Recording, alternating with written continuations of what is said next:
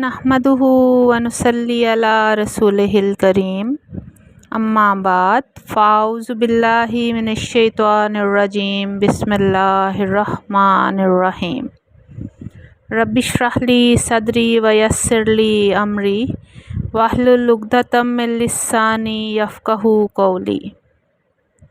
अस्सलामु अलैकुम व रहमतुल्लाहि व बरकातुहू। कैसे हैं आप सब लोग? मैं उम्मीद रखती हूँ कि आप सब ईमान, तक़वा और सेहत की बेहतरीन हालत में होंगे इंशाअल्लाह। आज हम सूरह अल-बक़रा आयत नंबर 11 से 15 तक का तर्जुमा और तफसीर देखेंगे। सबसे पहले आयत नंबर 11 का तर्जुमा देखते हैं। और जब इनसे कहा जाता है कि ज़मीन में फ़साद ना फैलाओ, तो वो कहते हैं कि यकीनन हम इस्लाह करने वाले हैं। अब इसकी तफसीर देखते हैं। ज़मीन में फ़साद कैसे फैलाया जाता है? अल्लाह ताला की नाफरमानियाँ करके, फ़राइज़ और वाजिबात को छोड़ के, सच्चे दीन में शक करके, इस्लाम के दुश्मनों की मदद करके फ़साद फैलाया जाता है। अल्लाह के दीन और अल्लाह की किताब की तालीम के रास्ते में रुकावटें डालकर फ़साद फैलाया जाता है। ये तमाम तरीक़े हैं जिनसे फ़साद फैलाया जाता है। मुनाफिक कहते हैं कि मुसलमान अल्लाह की राह में दीन की सरबुलंदी के लिए कुफ़ार से लड़ने मरने को तैयार हैं, लेकिन ये अच्छी बात नहीं है, बल्कि उनको बग़ैर लड़ाई झगड़े के काफिरों से आराम से बात करनी चाहिए। वो कहते हैं कि हम इस्लाह करने वाले हैं, इसलिए हम कत्ल व गारत से बचने का कहते हैं। वो अपने आप को नहायत दूर अंदेश और अक्लमंद तसव्वुर करते थे, हालांकि हकीकत में वही लोग फ़साद पैदा करने वाले थे और वो इस्लाह का इंतहाई गलत मतलब अख़ज़ करते थे। इस्लाह का मतलब है इंसान वही काम करे जिसके लिए अल्लाह ताला ने इसको बनाया है। ईसर अल-तफ़ासीर की रिवायत नंबर 20 है, सही ईमान अमले साले को इख्तियार करके शिर्क और नाफरमानियों को छोड़ के ज़मीन के अंदर इस्लाह होती है। यानी हम इस्लाह करने वाले उनको समझ सकते हैं जो अल्लाह के हुक्म के मुताबिक अपनी ज़िंदगियों को लम्हा ब लम्हा ढाल देते हैं और शिर्क से कोसों दूर रहते हैं। और इस्लाह करने वाले जिस काम से अल्लाह ताला रोकते उसे फ़ौरन तर्क कर देते हैं और हमेशा के लिए तर्क कर देते हैं। जिस काम का अल्लाह हुक्म दे दे उसमें अपना फ़ायदा और नुकसान नहीं देखते, ना अपनी राय को मद्देनज़र रखते हैं, बल्कि सिर्फ़ और सिर्फ अल्लाह ताला के अहकामात को बजा लाते हैं।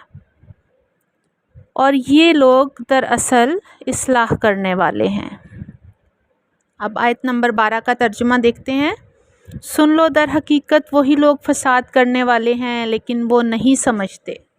मुनाफिकीन के लिए ये कहने से कि हम इस्लाह करने वाले हैं, इसका मतलब ये नहीं था कि दर हकीकत वो इस्लाह करने वाले हैं। असल में वो अहले ईमान को भी ये कहना चाहते थे कि वो इस्लाह करने वाले नहीं हैं, और वो ये साबित करना चाहते थे कि जो मुनाफिकीन हैं वो अहले ईमान से अक्ल व शऊर में बहुत आगे हैं। इसीलिए अल्लाह ताला ने इस आयत में इनके इस दावे की तरदीद की है। तफसीर सादी की 82/1 नंबर रिवायत है, अल्लाह ताला की आयत से कुफ्र के बावजूद वो इस ज़ोम में मुब्तला हैं कि वो इस्लाह करने वाले हैं। क्या इस फ़साद के बाद भी कोई और फ़साद रह जाता है? लेकिन वो अपने फ़साद के बारे में ऐसा इल्म नहीं रखते जो इसका फ़ायदा पहुंचा सके, अगरचे वो इसके बारे में ऐसा इल्म ज़रूर रखते हैं जो इनके ख़िलाफ़ हुज्जत कायम करेगा, और सिर्फ़ इनके अमाल ही ज़मीन के अंदर फ़साद का बायस हैं, क्योंकि बुरे अमाल और गुनाहों के सबब से रोए ज़मीन पर आफ़तें और मसाइब नाज़िल होते हैं जो गल्ले, फलों, दरख्तों और नबातात को भी ख़राब कर देते हैं। मोहम्मद सल्लल्लाहु अलैहि वसल्लम की दावत तो ज़मीन के लिए हकीकत में इस्लाह है, और इस इस्लाह के लिए कुछ सख्त इक़दामात भी उठाने पड़ते हैं। इसको एक मिसाल से समझते हैं। एक मरीज़ को डॉक्टर सर्जरी तजवीज़ करते हैं ताकि नासूर को निकाला जा सके और मरीज़ सेहतयाब हो सके। दूसरी तरफ कोई डॉक्टर को ऑपरेशन से रोके और ये कहे कि नहीं, इस तरह मरीज़ का खून ज़ाया हो जाएगा, इसके जिस्म का हिस्सा कट जाएगा, तो आपका क्या ख्याल है कि डॉक्टर को रोकने वाला इस्लाह करने वाला है? नहीं ना। بلکہ ڈاکٹر کو آپریشن سے روک کر وہ شخص مریض کی زندگی کے لیے خطرہ بن جاتا ہے۔ اسی مثال کو سامنے رکھ کر آپ منافقین کی یہ باتیں سمجھ سکتے ہیں کہ وہ کہتے تھے کہ لڑائی جھگڑے خون خرابے کا کوئی فائدہ نہیں ہے، اور وہ یہ کہہ کر خود کو اصلاح کرنے والے کہتے تھے۔ تو اس آیت کو ہم سمجھ کر اچھے سے سوچ کر اس پہ غور کر کے نتیجہ نکال سکتے ہیں کہ کیا واقعی وہ اصلاح کرنے والے تھے یا وہ در حقیقت فساد پھیلانے والے تھے۔ آیت نمبر 13 کا ترجمہ ہے، اور جب ان سے کہا جاتا ہے ایمان لاؤ جس طرح لوگ ایمان لائے، تو کہتے ہیں کیا ہم اسی طرح ایمان لائیں جس طرح بے وقوف ایمان لائے ہیں۔ سن لو، بے وقوف تو در حقیقت وہی لوگ ہیں لیکن وہ نہیں جانتے۔ اب اس کی تفسیر دیکھتے ہیں۔ یہاں لوگوں سے مراد رسول اللہ صلی اللہ علیہ وآلہ وسلم اور آپ کے زمانہ کے مومنین ہیں۔ اس آیت میں منافقین کا ذکر ہے کہ وہ سمجھتے تھے کہ جن لوگوں نے اسلام قبول کیا ہے اور جو لوگ اپنے مال جان اور اولاد کی پرواہ کیے بغیر دائرہ اسلام میں داخل ہو چکے ہیں، ان کو اپنے فائدے نقصان کی کوئی پرواہ نہیں ہے۔ منافقین کا خیال تھا کہ دین اسلام پر چلتے ہوئے اپنی اور اہل و عیال کی مصلحتوں کو ضرور مد نظر رکھنا چاہیے۔ یہ عقل مندی نہیں ہے کہ تن من دھن سب دین اور اسلام پر وار دیا جائے۔ ان لوگوں کے بارے میں وہ کہتے کہ ہم ان کی طرح ایمان لے آئیں، یہ تو بے وقوف ہیں، ہم کوئی بے وقوف تھوڑی ہیں۔ حالانکہ در حقیقت منافقین ہی بے وقوف اور خسارے والے ہیں۔ بہترین عقل کا تقاضا تو یہ ہے کہ خود کو اللہ تعالیٰ کے حوالے کر دیا جائے اور تمام دنیاوی فائدوں اور مصلحتوں کو ذرا برابر بھی اہمیت نہ دی جائے۔ دراصل منافقوں کو حقیقت میں شعور نہیں تھا، وہ ایمان کی حقیقت کو سمجھتے ہی نہیں تھے۔ اگر وہ سمجھتے تو ان کو اس بات کا یقین ہوتا کہ دنیاوی نعمتیں آسائشیں صرف نظر کا دھوکہ ہیں، اصل زندگی اور اصل نعمتیں تو اس دنیا کے امتحان کے بعد حاصل ہوں گی، اور وہ نعمتیں ہمیشہ رہنے والی ہوں گی، وہ راحتیں ہمیشہ رہنے والی ہوں گی۔ اصل میں منافقین کا کمزور عقیدہ اس کی وجہ تھا کہ ان کو حقیقت کا ادراک ہی نہیں تھا کہ دنیاوی مال و نعمت کو کامیابی سمجھنا بے وقوفی ہے۔ وہ اس بات پر غور ہی نہیں کرتے تھے کہ دنیا جتنا مال کما لیں، موت تو آنی ہے۔ موت کے آتے ہی اس دنیا کی ہر چیز ختم ہو جائے گی، اور اگلی زندگی آخرت کی زندگی کے لیے جو چیز کام آئے گی وہ صالح اعمال ہیں، وہ نیک کام ہیں جو ہم دنیا میں کماتے ہیں، اور یہی ہماری اصل جمع پونجی ہیں۔ اور عقل مند وہی ہے جو اپنی آخرت کی زندگی کی تیاری رکھے، اور انتہائی بے وقوف ہے جو دنیا کے فائدے کے لیے اپنی جسمانی ذہنی صلاحیتیں خرچ کرتا ہے اور صرف دنیا کمانے کے لیے ہر دم کوشاں اور بے چین رہتا ہے۔ بات یہ ہے کہ یہی لوگ بے وقوف ہیں، لیکن انہیں اس بات کا علم نہیں، اور وہ اپنی بے وقوفی کو اپنی عقل سمجھ کر اپنی آخرت اپنے ہاتھوں تباہ کر رہے ہیں۔ ان سے بڑھ کر بے وقوف کون ہو سکتا ہے؟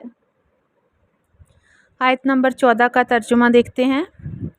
اور جب وہ ان لوگوں سے ملتے ہیں جو ایمان لائے تو کہتے ہیں ہم ایمان لائے، جب سرداروں کی طرف اکیلے ہوتے ہیں تو کہتے ہیں یقیناً ہم تمہارے ساتھ ہیں، ہم تو محض مذاق اڑانے والے ہیں۔ اب اس کی تفسیر دیکھتے ہیں۔ اس آیت میں منافقین کا ذکر ہے کہ جب وہ مسلمانوں کے سامنے ہوتے ہیں تو خود کو ان کا ساتھی ظاہر کرتے ہیں اور ان کو یقین دلاتے ہیں کہ ہم سچے اور پکے مسلمان ہیں، ہم جانوں مالوں کے ساتھ آپ کے ساتھ ہر مشکل گھڑی میں آپ کے ساتھ کھڑے ہیں۔ اور جب کفار ساتھیوں کے پاس جائیں تو کہتے ہیں ہم تو مسلمانوں کا مذاق اڑاتے ہیں، یہ کہہ کر کہ ہم تو آپ کے ساتھ ہیں، جبکہ وہ مذاق اڑا کر کہتے ہیں کہ ہم ان کو یقین دلاتے ہیں کہ آپ پر کوئی بھی مشکل آئی تو ہم آپ کے ساتھ ہیں۔ اور وہ کہتے ہیں در حقیقت تو ہم نے ان کا ساتھ نہیں دینا، ہم نے تو ان کو اکیلا چھوڑ دینا ہے۔ وہ سمجھتے ہیں کہ یہ ان کی چال ہے، اور وہ بڑے خوش ہوتے ہیں اپنی چالاکی کا ذکر کر کے اپنے دوستوں کے ساتھ۔ صحیح بخاری کی روایت نمبر 6058 ہے۔ سیدنا ابو ہریرہ نے بیان کیا، نبی کریم صلی اللہ علیہ وآلہ وسلم نے فرمایا، تم قیامت کے دن اللہ تعالیٰ کے ہاں اس شخص کو سب سے بدتر پاؤ گے جو کچھ لوگوں کے سامنے ایک رخ سے آتا ہے اور دوسروں کے سامنے دوسرے رخ سے جاتا ہے۔ اس آیت میں سرداروں سے مراد کافروں، منافقوں، مشرکوں کے سرداروں سے ہے۔ ان کے پاس جا کر وہ منافق جو ظاہری طور پر مسلمان تھے ان کو اپنی وفاداری کا یقین دلاتے اور کہتے ہم کوئی دلی طور پر تھوڑی ان کے ساتھ ہیں، بلکہ ہم تو دل کے بہلاوے کے لیے ان کو اپنی وفاداری کا یقین دلاتے ہیں، اور ہم لوگ قلبی طور پر تو آپ لوگوں کے ساتھ جڑے ہوئے ہیں۔ مسلمانوں سے تو بس ذرا دنیاوی فائدے کی خاطر اور ان کی تمام خبریں اور ان کی تمام پلاننگ آپ تک پہنچانے کی خاطر ہم مسلمان اپنے آپ کو شو کروا رہے ہیں، ہم دکھاوا کر رہے ہیں مسلمان ہونے کا۔ آیت نمبر 15 کا ترجمہ ہے، اللہ تعالیٰ ان سے مذاق کرتا ہے اور ان کو ڈھیل دے رہا ہے، وہ اپنی سرکشی میں اندھے بنے ہوئے ہیں۔ اس کی تفسیر دیکھتے ہیں۔ اللہ تعالیٰ کا ان کے ساتھ مذاق یہ ہے کہ وہ ان کے بدبختی کے اعمال کو ان کے سامنے مزین اور آراستہ کرتا ہے۔ سورہ الحدید کی آیت نمبر 13 اور 14 کا ترجمہ ہے، جس دن منافق مرد اور منافق عورتیں ایمان والوں سے کہیں گے ہمارا انتظار تو کرو کہ ہم بھی تمہارے نور سے روشنی حاصل کریں، کہا جائے گا اپنے پیچھے لوٹ جاؤ، پھر کچھ نور تلاش کرو، چنانچہ ان کے درمیان ایک دیوار حائل کر دی جائے گی جس میں ایک دروازہ ہوگا، اس کے اندرونی حصے میں رحمت ہوگی، اس کے بیرونی حصے میں اس کی طرف عذاب ہوگا، اور وہ ان کو آوازیں دیں گے، کیا ہم تمہارے ساتھ نہ تھے؟ وہ کہیں گے کیوں نہیں، لیکن تم نے اپنے آپ کو فتنے میں ڈالا اور تم انتظار ہی کرتے رہے اور تم نے شک کیا اور فضول تمناؤں نے تمہیں دھوکہ دیا، یہاں تک کہ اللہ تعالیٰ کا حکم آ گیا اور اس دھوکے باز نے اللہ تعالیٰ کے بارے میں تمہیں دھوکہ دیا۔ تفسیر سعدی کی 84/1 نمبر روایت ہے، قیامت کے روز اللہ تعالیٰ کا استہزاء یہ ہوگا کہ وہ اہل ایمان کے ساتھ انہیں ظاہری روشنی عطا کرے گا، اور جب اہل ایمان روشنی میں چلیں گے تو منافقین کی روشنی بجھ جائے گی، وہ روشنی بجھ جانے کے بعد تاریکی میں متحیر کھڑے رہ جائیں گے، پس امید کے بعد مایوسی کتنی بری چیز ہے۔ ان منافقوں کے دل دراصل اندھے ہو گئے تھے، وہ یہ نہیں سمجھ پائے کہ اللہ تعالیٰ نے ان کو مہلت کیوں دی ہے، وہ اس مہلت پر خوش ہوتے رہے، جبکہ اللہ تعالیٰ نے ان کو مہلت اس لیے دی کہ یہ گناہوں میں اور آگے بڑھتے چلے جائیں۔ سورہ آل عمران کی آیت نمبر 178 ہے، اور جن لوگوں نے کفر کیا وہ ہرگز یہ گمان نہ کریں کہ یقیناً ہم انہیں جو مہلت دے رہے ہیں وہ ان کے لیے بہتر ہے، ہم انہیں اسی لیے مہلت دے رہے ہیں تاکہ وہ گناہ میں اور زیادہ بڑھ جائیں، اور ان کے لیے رسوا کن عذاب ہے۔ سورہ توبہ کی آیت نمبر 79 کا ترجمہ ہے، بلا شبہ منافق اللہ تعالیٰ کو دھوکہ دیتے ہیں، حالانکہ وہ انہیں دھوکہ دینے والا ہے، اور جب وہ نماز میں کھڑے ہوتے ہیں تو سست ہو کر کھڑے ہوتے ہیں، اور وہ لوگوں کو دکھاتے ہیں اور اللہ تعالیٰ کو یاد نہیں کرتے مگر بہت ہی کم۔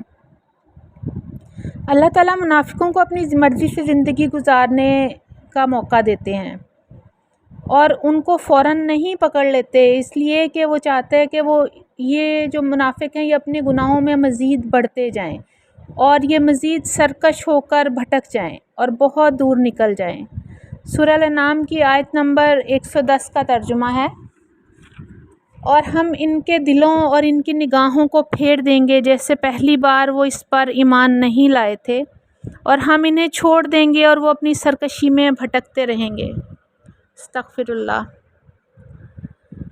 ہم سب کو دعا کرنی ہے کہ اللہ پاک ہمیں اور ہمارے آنے والی نسلوں کو بھٹکنے والوں میں شامل نہ فرمائے، بلکہ سیدھے راستے پر چلنے والے اور قلبی اور روحانی طور پر اپنے رب کو ماننے والے اور رب پر یقین کرنے والے بنا دے۔ آمین ثم آمین۔